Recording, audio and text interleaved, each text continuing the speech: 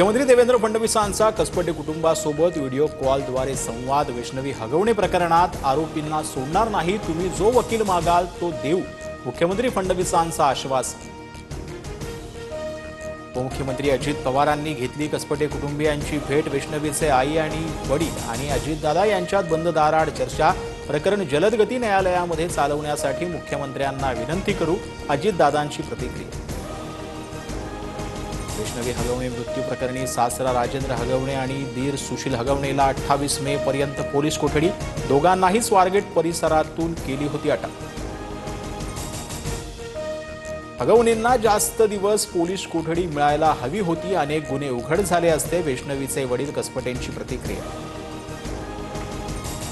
आलिशान गाड्यांसह फार्म हाऊसवर मुक्काम करत वैष्णवीचा दीर सासऱ्यांचा 7 दिवस राजेशाही थाट. अटकेआधीची मित्रासोबत हॉटेलमध्ये जेवताना राजेंद्र हगवणेंची सीसीटीव्ही दृश्य समोर, तर हगवणेंनी वापरलेली थार जप्त.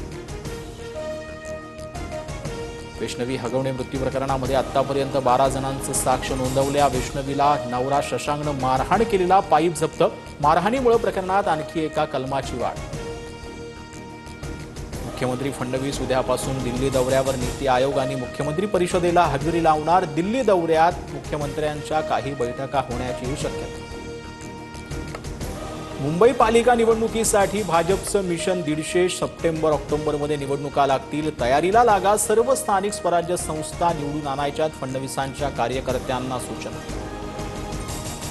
पंढरपूर, सोलापूर, पालघर, कराडसह येवल्यात जोरदार मान्सूनपूर्व पावसाची हजेरी. राज्यात 2 ते 3 दिवस पावसाचा जोर वाढणार.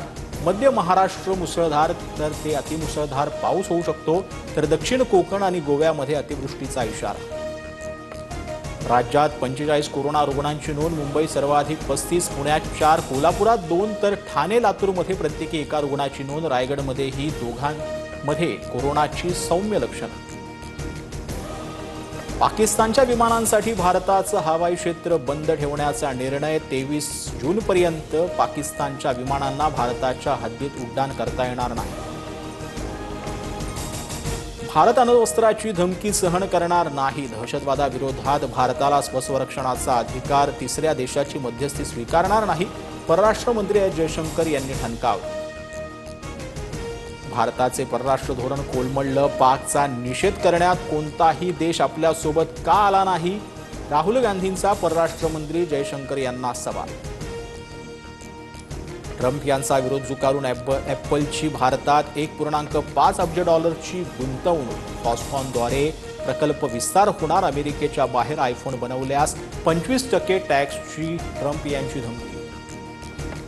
अमेरिका 1 जूनपासून युरोपियन युनियनला 50% टॅरिफ लावणार. राष्ट्राध्यक्ष डोनाल्ड ट्रम्प यांची घोषणा.